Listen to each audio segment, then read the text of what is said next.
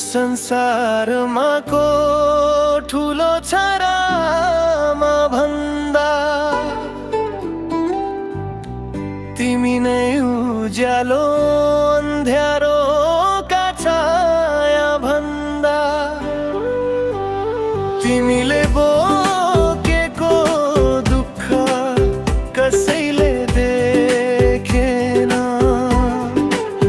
तिमीले दिएको माया कसैले लेखेन। 9 महिना पेटमा सपना बुनेर आँसु लुकाएर हाँसो दिने भएर आफू भोकै बस्यो सन्तानको लागि। त्यो त्याग तौलिन सक्दैन यो संसारले कहिल्यै पनि। आमा तिमी शान्त स्वरमा बोल्ने शक्ति हौ,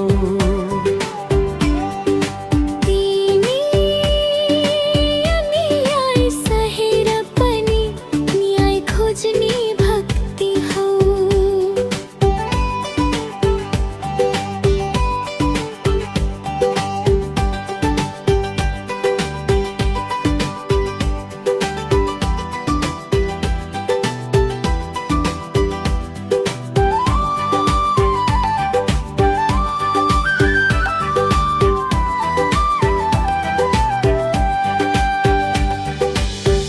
तिमीलाई नदेख्ने आँखाहरू खुलुन् आज,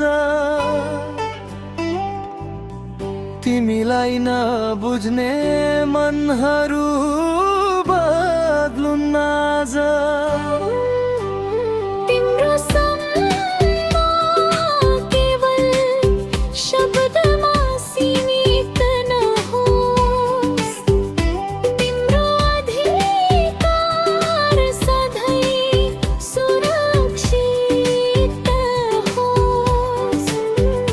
हरेक आमाले पाओस् माया र इज्जत, नहोस् सब कहिले आँसुको सजाएर सजगत। उठाऊ हामी आमाको लागि आवाज बनाऊ, उनका सपनालाई साँचो बनाउने समाज बनाऊ। किनकि आमा मात्र होइनन्, उनी भविष्य हुन्। उनी बिना यो संसार अधुरो र शून्य।